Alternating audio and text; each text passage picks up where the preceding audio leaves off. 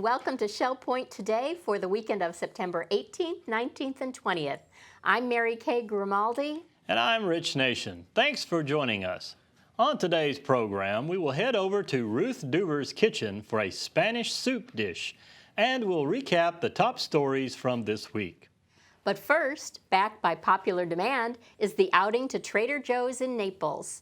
In this unique grocery store, employees don Hawaiian shirts to create a relaxed island feel, but their commitment to fair trade, good prices, and healthy eating are taken seriously. The cost of the trip is $8, and court pickups begin at 12:30 p.m. on the island this Saturday. On Sunday, you might want to take in the matinee at the Grand Cypress Room in the Woodlands.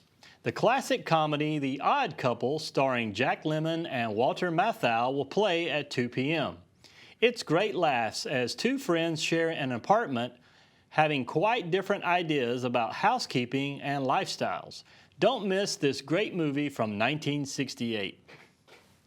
It's time to get to know your neighbor from Russia. It's the world's largest nation, covering more than 1/8 of the Earth's inhabited land area and borders more than 10 other countries. Russia is diverse in culture and history, and this event will allow you to socialize with others who have traveled to Russia, speak Russian, or are of Russian descent. Even if you're just interested in all the things Russian, come out to the event in the social center on the island at 2:15 on Monday. Ruth Deuber always has something interesting cooking up in her kitchen. This time is no exception. Gazpacho is a type of Spanish soup, and Ruth is a big fan of the dish. She is standing by to show us how it's made.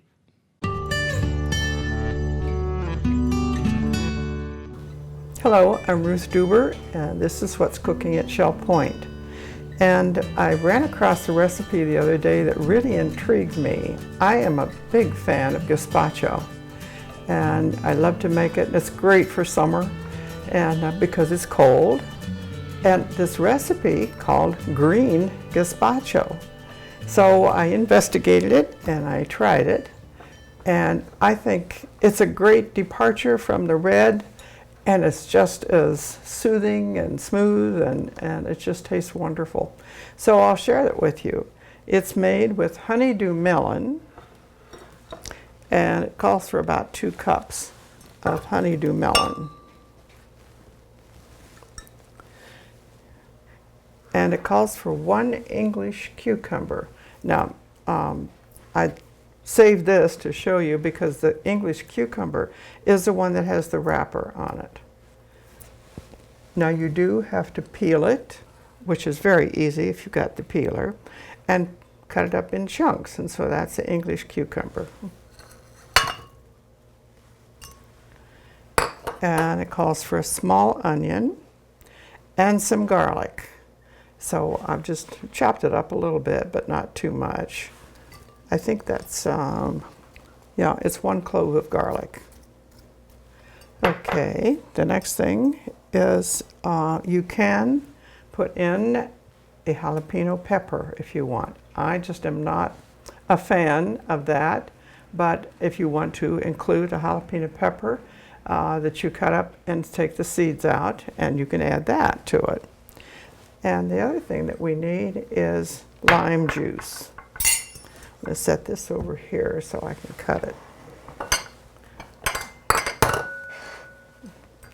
And when I got this lime out of the refrigerator, it was really hard. So I did put it in the microwave for just about 30 seconds. And hopefully it'll bring more of the juice out. Oh, there it is. So I'm just going to squeeze some in here. It calls for about a tablespoon of the lime juice. Yeah, it's coming out there pretty well.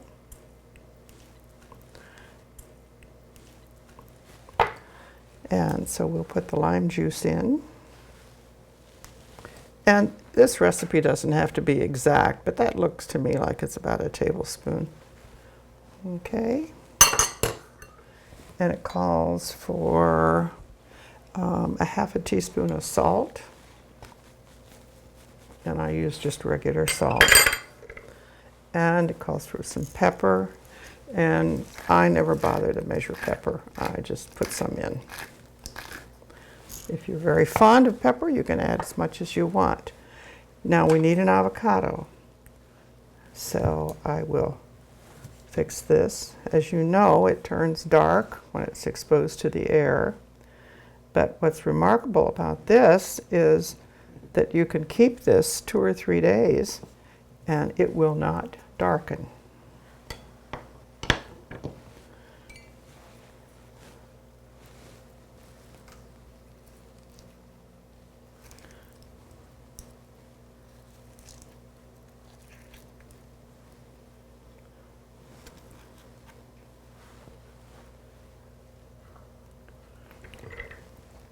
And my daughter gave me a little fancy gadget here, and I'm not really sure how to work it, except that I think that's supposed to help you get the seed out.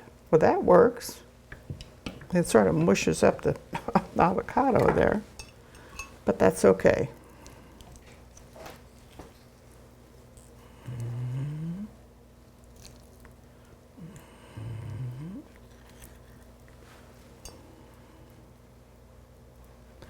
Okay, I think that's the last ingredient we have, with the exception of this.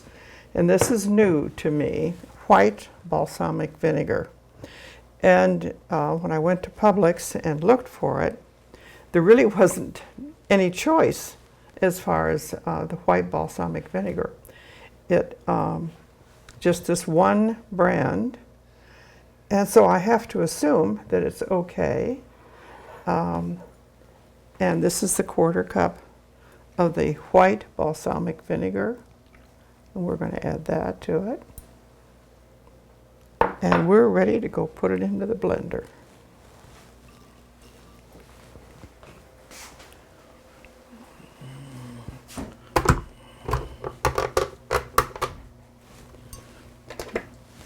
Now I am going to put that lid up there.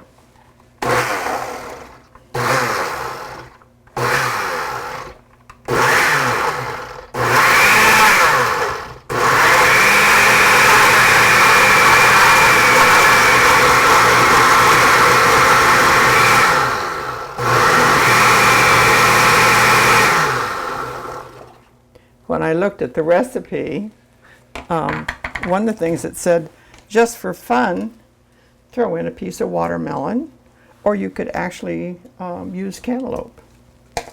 So we'll just put those in there, just for fun.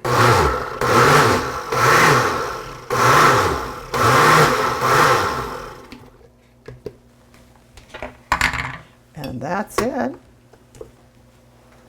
We'll go over here and put some in a glass, and you can see there's the texture of it.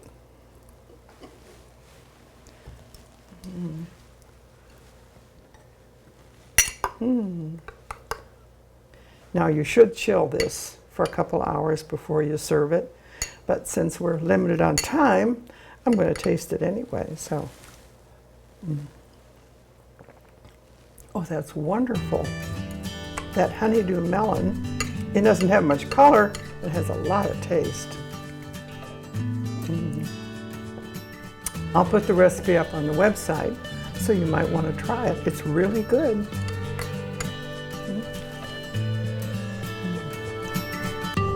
Bye-bye. And now it's time to check out today's happenings, Academy news, menus, and Village Church connections. Welcome to the weekend edition of the Happening segment of Shell Point TV. I'm Bev Chandley, and this is Caitlin Van Scoy, and we're going to tell you the activities that we offer Friday, Saturday, and Sunday. We're going to begin Friday with the 8 o'clock men's round robin doubles tennis going on at the Woodlands Tennis Courts. And we have the stamp ministry at 8:15. That'll be in the stamp room down in the tunnel. At 8:30, the marketplace will be going on in Administration Courtyard. Do head down there. They'll go from 8:30 to 11:30. At 9 o'clock, canasta and samba, both card games, going to be played in the second floor of the Woodlands. At 10 o'clock, the men's round robin doubles tennis will be going on at the Woodlands Tennis Courts. And at 10:15, Inquiring Minds will be meeting in the Manatee Room. At 10:15, the Model Yacht Sailing Club will be at the Woodland Commons Lake. And the Susie Q heads to St. Charles Yacht Club for lunch at 10:30. The afternoon brings us a 12:30 mixed progressive bridge game down in the game room of the Woodlands. And table tennis will be going on in the Tarpon Room at 1:15. Also at 1:15, we have a Health Connections class, the latest in eyewear technology in the Social Center. Sign up is required for that. The Quilters will be in the Osprey Room at 1:15 as well. Now at 2 o'clock, Bid Euchre will be in the Sable Room of the Woodlands. And at 2:15, water volleyball will be at the Life Quest Aquatic Center. The resident quarterly meeting will be in the church auditorium at 2:45. Then at 3 o'clock, it's time for some ballroom line dancing for beginners. This is in the health club on the island. And we have game night at the Resident Activity Center at 6:45, and that concludes Friday. Now here's Caitlin to tell you what's going on Saturday. Thank you, Bev. We start at 8 o'clock for Adopt a Road group meeting in the administration circle. And then also at 8 o'clock, pickleball will be played at the pickleball courts. The round robin doubles tennis will be at the Woodlands tennis courts at 8 o'clock. And then we move to 9:30 for a Health Connections class, CARE, Balance Pole Walking. That'll be in the Village Church, and that's currently full. At 9:30, we have men's and women's doubles tennis at the Woodlands tennis courts. And then duplicate bridge will be available in the Manatee Room at 9:45. We move to 12:30 for a trip going out to Trader Joe's, backed by popular demand. That'll start at 12:30 pickups on the island, 12:40 Woodlands, and 12:50 Eagles Preserve and Estuary. You do need to sign up for that trip. We move to the afternoon for a 1 o'clock chess in the Library Lounge at the Resident Activity Center. And then table tennis will be in the Tarpon Room at 1:15. We move to 3:15 for basic line dancing in the health club, and that concludes our Saturday activities. Here's Bev for our Sunday. Thank you, Caitlin. At 9 o'clock on Sunday morning, we have Christian life studies going on both in the game room of the Woodlands and at the Village Church. Our morning worship at the Village Church starts at 10:15. It's also broadcast live on Shell Point TV, Channel 13. Our last activity is actually the evening service at the Village Church, and that's at 6:15. Well, we hope you have a really wonderful weekend, and we will see you back here next week. Hi, I'm Terry Kolath with your Academy information for Friday and the weekend. On Friday, September 18th at 9:15, we have first-time user in the Technology Teaching Center on the island. Please sign up at either service desk. And I want to tell you what's coming new next week. On Monday, we have an iPad course with Penny Modridge of Nautilus. iPad, what are the basics? All are welcome to the weekly Anatomy of Words classes, like starting over every single Monday. And on Wednesday, we have a Legacy Seminar number 2, Smart IRA Planning and Withdrawal Strategies, getting IRA withdrawals right. We also have Intermediate Bridge beginning with Susan Willoughby. Menus for your weekend. In the Crystal Room, the Crystal Platter on Friday is baked haddock with boiled red potatoes and carrots. The soup of the day is split pea. In the Island Cafe for lunch, the special is a French dip with chips for $7.75. The dinner special is Chef's Choice for $8.75. On Saturday, the Crystal Room is closed. In the Island Cafe for lunch on Saturday, the special is a chili dog with baked beans and fries for $7.75. The dinner special is pork chop scallopini with roasted potatoes and mixed vegetables for $8.75. On Sunday, the Crystal Room features its Sunday brunch for $17.50. In the Island Cafe for lunch on Sunday, the special is a teriyaki turkey burger with a cup of soup for $7.75. The dinner special is Chef's Choice for $8.75. Menus are available 24 hours a day at www.shellpoint.net. Welcome to Village Church Connections. I'm David Pavey, and with me is Randy Woods. Hi, David. Randy, good to be with you here for Connections today. I don't need to give titles for you. Well, don't waste your time. But it's good to have you serve as our assistant pastor and all that you're doing to encourage the church and our community. Your weekly devotionals are always inspiring. Thank you. Today we gather to talk about the joy that is ours as a church and a community to once again come together for worship. Absolutely. So we're looking forward to the meetings this weekend. Yes. Pastor Andy will be on again, morning and evening. Yeah, Pastor Andy's continuing his study with the rest of us in the book of Hebrews, Right. chapter 12, and he's talking about the unshakable kingdom of God. Wonderful. That's the morning. That's the morning service, yes. And last Sunday night he started talking about the will of God. And that's a very short two-part series. So this will be the conclusion this Sunday night on the will of God. Very good. In the evening. So that's at 6:15. Of course, the morning worship's at 10:15. These evening sessions have been very popular, I've found. They like to see Andy in his professorial role. Oh, yes. Wandering around the room with a microphone, asking questions, and then the interaction from people in the congregation who read verses and sometimes answer questions or ask questions. That's true. Yeah, they're good times. It's a different dynamic. Yeah.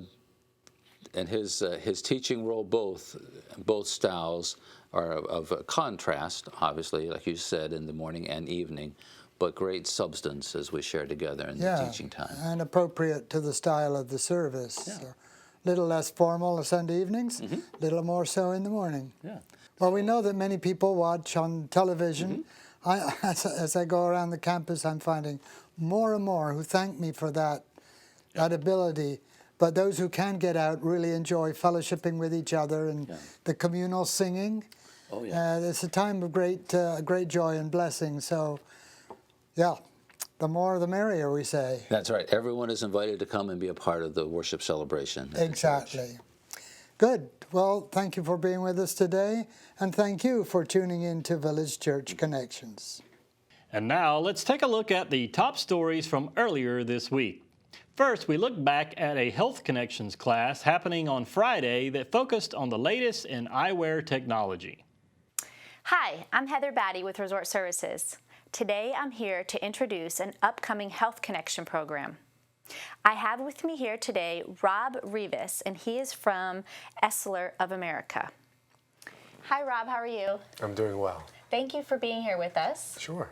Now, can you tell me, what is Esler of America? So Esler of America is the world's largest manufacturer of ophthalmic lenses, or eyeglasses. Okay. So this program that you're going to be presenting is Prevencia, the latest in eyewear technology. Correct. Can you tell me a little bit about that? Sure. So Prevencia is part of our Crizal line, which is a non-glare technology for lenses. And non-glare products that are applied to a lens will allow more light through the lens itself so everybody can see a little bit better. It also has some components to it that allow for better scratch protection on your lens, as well as resisting smudges, repelling dust and dirt, and it protects you from UV. Most importantly, with Crizal Prevencia, it has what is protecting a blue-violet light spectrum, which they found is a risk factor associated with retinal cell death that might lead to age-related macular degeneration. Now, you get this lens on any type of glasses, or? Correct. So with these non-glare treatments, the lens itself is separate from your prescription. The doctor will give you a refraction, determine what you need to help see better, and then this is added to the lens as a treatment, and it goes through a specific process that's bonded to the lens itself. And then with that, it has all of those additional properties that protects the lens and helps you see better in certain situations, and then protects the eyes from this blue-violet light that we're finding is being emitted from not only the sun, which is the largest source of blue light, but LED devices and compact fluorescent bulbs. Oh, wow. That's right. So LED devices are or LEDs actually, are what power all of our handheld devices, laptops, iPads, televisions, computer screens. So it's everywhere, and it's more prevalent than ever, so it's important that we prevent with something like Prevencia. Wow, that's really interesting to hear, especially with the handheld devices that we use every day. So can you also get this like on those reader glasses that you can get just from the store, or? No, you cannot. Okay. So Crizal is a product that is exclusive to independent eye care professionals, and it will go specifically with a prescription eyeglass lens that is dispensed by your eye care professional. Okay. When you buy a reader, it's just something that's been pre-manufactured and will be kind of sitting on the shelves in any kind of store that you can pick up for a couple of bucks. Right. Okay, perfect. So will you have some of these glasses or the lenses with you at this program? Sure. And as a matter of fact, I'm wearing a pair right now. Okay. So that you can see that it's not overly obtrusive. It's not something that most people would even be able to detect I'm wearing. No, you can't. Yeah, and then I'll be able to pass around some demonstration lenses so that people can see it firsthand. Wow, well, great. It definitely sounds like an interesting program. So if you're interested in going to this, it's on Friday, September 18th at 1:15 in the Social Center. Thank you, and stay happy and healthy. Every day there are advances in medicine and technologies related to healthcare. The Legacy Foundation is sponsoring a collection of Health Connections classes that focuses on these new technologies and the latest advances in research and medicine. Earlier this week, Heather Batty spoke with Jeff Corey to get a taste of what's to come in these new classes.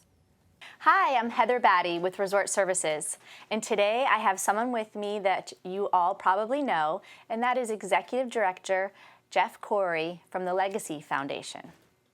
Hi, Jeff. Thanks for being here today. Hi, Heather. Thanks for having me. Of course. So we're here today to talk about a really new and exciting portion of the Health Connection. We have a new portion that's going to be called Medical Breakthroughs and Discoveries, and it is sponsored by the Legacy Foundation. Can you tell me a little bit more about that? Sure. We came up with this idea, Heather, to sort of expand programming here for residents. We know our residents are really interested in what's new and latest in medical research and technology and what's happening in healthcare. Right. And so we thought maybe it'd be a good idea to have some programs that focused on areas of interest to residents. These are new things that would be not necessarily something that we would cover in the medical portion of the Health Connection. But this is going to be expanding, going to talk about things that are up and coming. That's right. We have a relationship with Lee Memorial, and part of the programming will include Jim Nathan, the president of the Lee Memorial, coming out and speaking to our residents. We also have a program on heart care and Alzheimer's, and also a neat program with Mass General, sending down one of their physicians to talk about advances in melanoma and skin cancer. So. Great. Pretty exciting stuff. Yes. So, for instance, in this this program that we're going to be offering, we're not going to be touching so much on what is the day-to-day stuff that's going on, but kind of what they're thinking about research-wise. Is that correct? Yeah, I think some of it's advances in research and medicine and that sort of thing, but also in care and treatments. And our heart care program this fall will be talking about invasive surgery or minimally invasive heart surgery and what's been happening there. So, a lot of exciting things that our residents, I think, will really find neat to see what's happening. Right. And these are going to take place at the Village Church. That's right. And they're open to the public? Open to the public as well. We'd like to expand this to the public. I think it's going to be programming that residents in Lee County itself will find interesting and informative, so we wanted to open it up to everyone. So. How would you go about signing up for these events? Is it going to be through the service desk? It's going to be through the service desk, and we're partnering with Health Connections.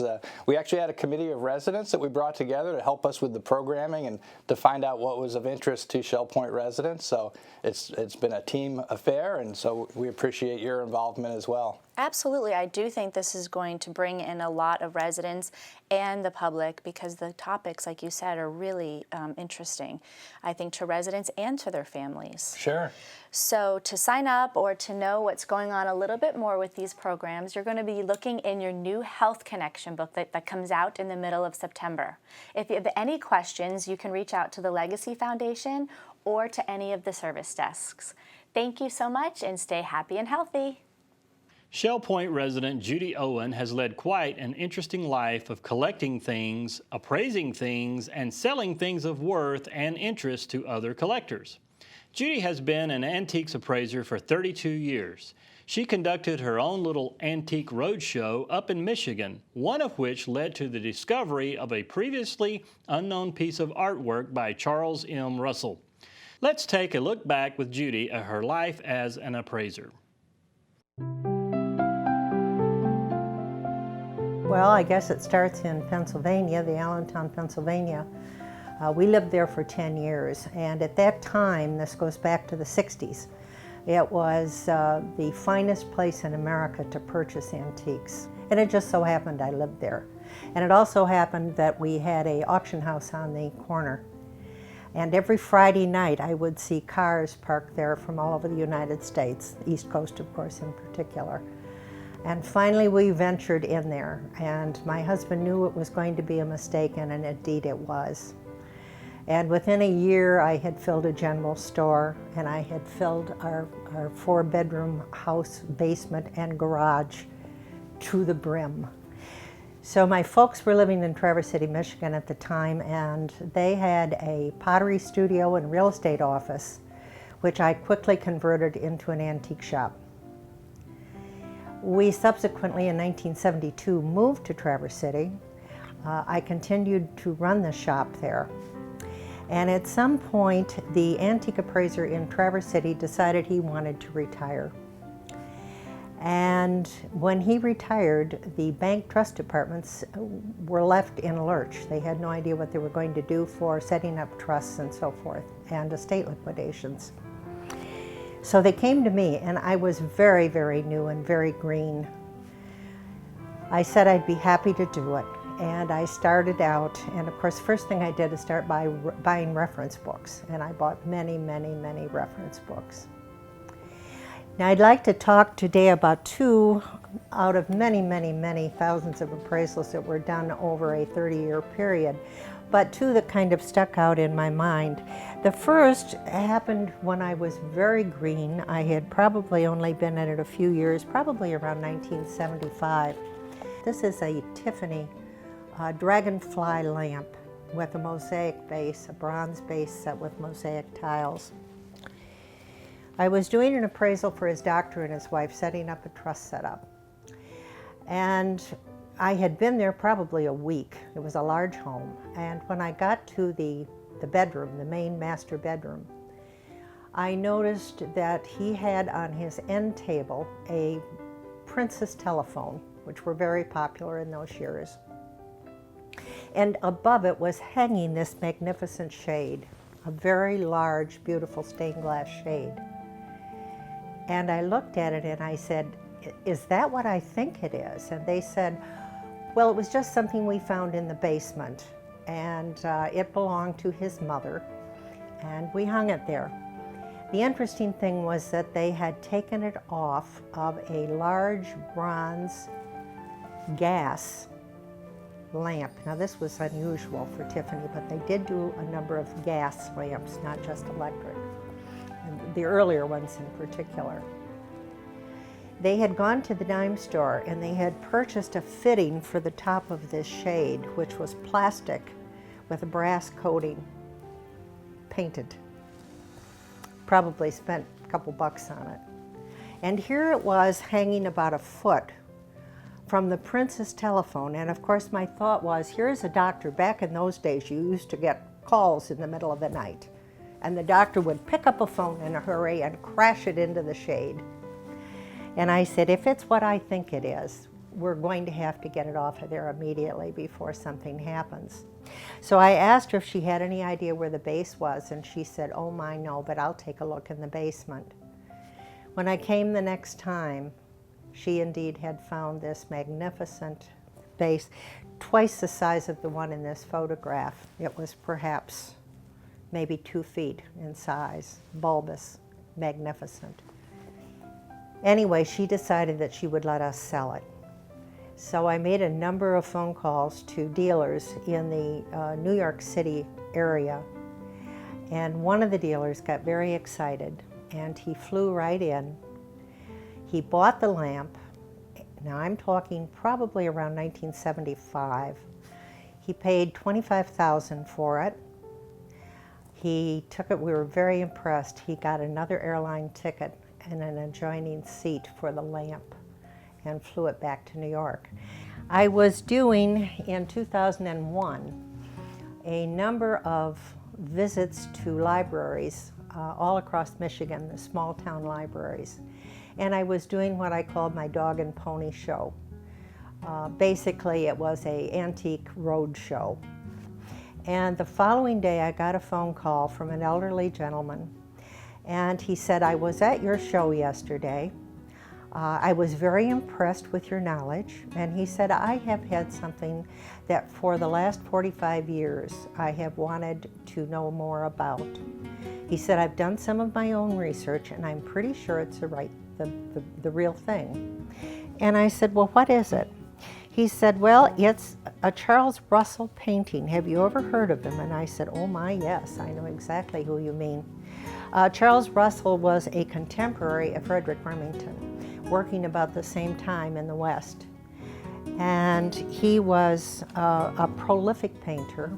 He lived basically in the Montana area at that time. This painting was found in the attic of his uncle's house next door.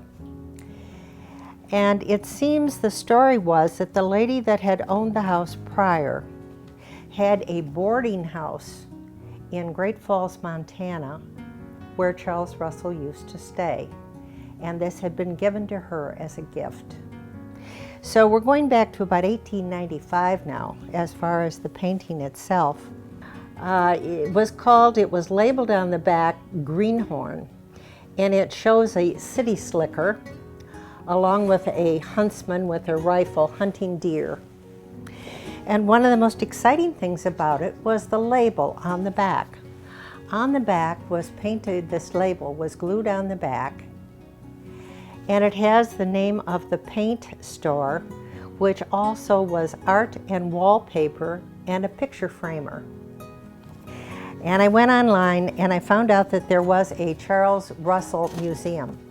And so I sent all of this information directly to them, and they got very excited about it. And they said the most exciting thing was that label on the back, because that happened to be the framing shop in Butte, Montana, that Charles Russell sent all of his work to. And I said, well, from my research, it looks to me like a top retail value on it would be about $66,000. Now he was thrilled because he had told me he thought it might be worth $5,000. But I said, if we're going to sell this to a dealer, you're going to have to be looking at somewhere about half of that, but let me see what I can do with it. The Coeur d'Alene was going to put it in an upcoming auction. It was going to be coming up in like 3 months' time. They sent me the box to pack it up because that's what we had decided we wanted to do with it. I had it actually packed and ready to ship out, and he called me. This is the curator there at the museum and the auction house. And he said, you know what? I have a private party that would be very interested in purchasing it now, not waiting for the auction. So I called my client, he said, go ahead with it. So we sold it for $30,000. My client was extremely happy. I got my 5%. And since I had charged my client nothing, I got 5% from his as well. So I came out doing very well. So those were two of my very favorite surprise stories. First, let me tell you about what the Traverse City State Hospital was. It was at one time called an asylum. In fact, when we moved there in 1972, there was a big sign out in front, a big stone sign, and it said Traverse City Asylum. And finally decided they had to get rid of this huge white elephant. It was costing them a fortune just in taxes and so forth. They had to do something. So they talked about destroying it. In fact, I have the headlines here talking about destroying the building.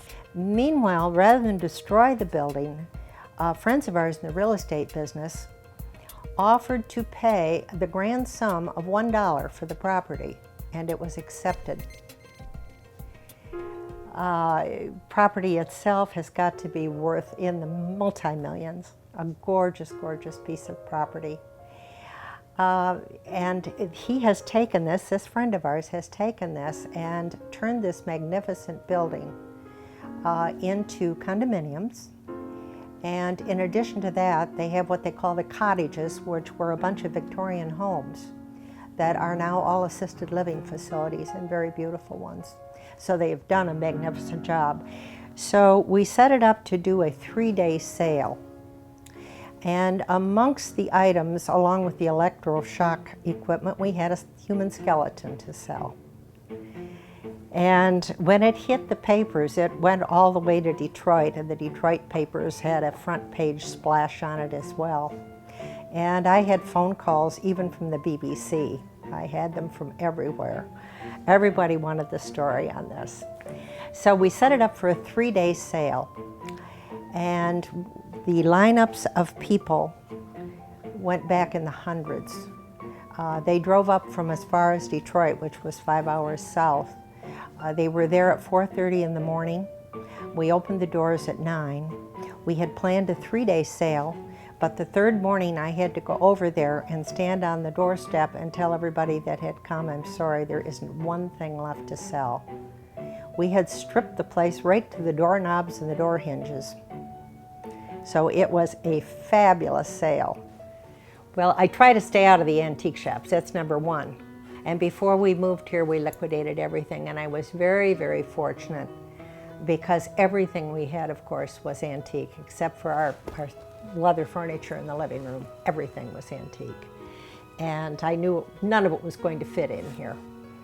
And so we were fortunate enough to have actually found a dealer in northern Florida who happened to deal in exactly the same things that I had, which was primitive Americana. So what do I do here? Well, I've gotten into art, and that's another story, but I'm loving it here. Everything about it, I tell everybody that asks about it, it's summer camp for old people. It's just like when I went to camp. I'm surprised we're not sitting around making lariats to hang around our necks. So anyway, we love it.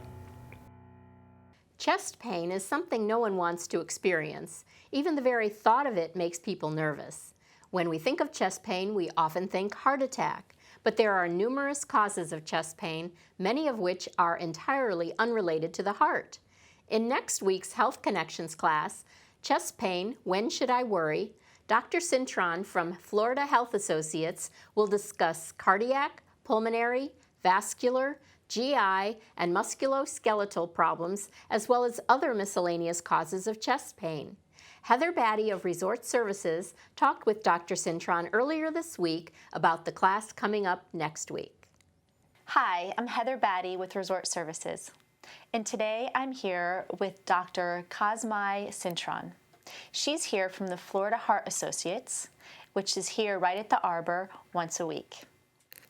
Welcome. Thank you for coming with me today. Thank you for having me. Absolutely. Have you been here for some time? I've actually been here for 10 years. I joined the practice straight out of fellowship. I trained at the University of Connecticut, Hartford Hospital. And when I moved here, I joined Florida Heart Associates, and I've never left. Great, great. So you'll be filling in for Dr. Blake, who had originally set up Chest Pain, When Should I Worry? That's a program that's going to be in the Health Connection. So now we're honored to have you do that presentation. Yeah, I'm excited. Chest pain is our bread and butter for a cardiologist. Sure. And I'm happy to share my insight into chest pain symptoms, diagnostic options that we have available, and of course treatment options. And I will also discuss potential differences between men and women when it comes to chest pain. Absolutely, I understand that. A lot of people get chest pains. I know my husband just had a chest pain at the gym and got worried, but they're not always leading up to something to do with a heart attack. Is that correct? Exactly. Chest pain could be many different reasons, and of course my focus is always on the potential cardiac cause of chest pain. Mm-hmm. But at the same time, chest pain could be caused from various issues such as a gastric problem, perhaps it's a reflux, perhaps it's something musculoskeletal. But I definitely want to focus on the cardiac aspects because that's certainly an issue of concern. Women and men have a high risk of heart disease as we get older, especially after age 60. And I think if we know our numbers and we know what we're looking at, we can hopefully reduce the risk of a heart attack. Absolutely. What are some risks that are associated with cardiac arrest? High blood pressure, right. Uncontrolled diabetes or diabetes in general. And of course, as we get older, there's a risk just with your age. Mm-hmm. And there's a family history component too. So if you have close relatives, usually your parents or your brothers and sisters, your risk of heart disease goes up. Okay. Now, what about sometimes you hear about a cardiac arrest that's from just stress related? Is that's possible as well? Absolutely. It's actually called stress-induced cardiomyopathy, and it's something triggered through high levels of stress. Women are actually thought to perhaps have a higher predisposition for it, and we've seen it many times. The good news is that it often resolves with adequate treatment and timely presentation to the hospital. So we see it quite frequently, yeah. Right. What are some signs that you would say would cause someone to say, okay, now it's time to call 911? I tell all of my patients, if you're not feeling your normal self, whether it's chest pain, which is still the most classic symptom, both for men and women, but if you're not feeling yourself, you're feeling symptoms of shortness of breath with your regular activities, you're under a great deal of discomfort just doing your regular activities, you're having extreme fatigue, anything that's out of the ordinary and you're symptomatic with it, then I think that warrants an evaluation. Obviously, if you're not feeling well acutely, you're having acute chest pain, you're acutely short of breath, you need to go to the emergency room. Right, good things to share, absolutely. Sometimes you do hear of someone saying, well, they had a heart attack and they didn't even know. Right. How is that possible? Well, a lot of times they did have symptoms. It was just a crescendo. So they may have had symptoms that they weren't really expecting a problem with, but it just persisted. And many women especially can have symptoms and they're still trying to finish their daily activities. They have a lot of responsibilities and sometimes they just really blow it off. There are other patients who have diabetes, and unfortunately that can also have less symptoms just by the nature of the disease, and they may not realize that those symptoms were actually signs of a heart attack. Wow. So this definitely is going to be a really interesting program, definitely for our residents here. Yes. So I'm glad you're able to fill in for Dr. Blake and do this for us. It sounds great. If you're interested in going to this Health Connection program, Chest Pain, When Should I Worry? It's going to be on Tuesday, September 22nd in the Social Center at 10:45 a.m. Thank you, and stay happy and healthy. Well, that's going to wrap up things for this weekend edition of Shell Point Today for September 18th, 19th, and 20th. I'm Rich Nation. And I'm Mary Kay Grimaldi. Be sure to join us again Monday when we will have more news and information about the place you call home, Shell Point. Have a great weekend, everyone.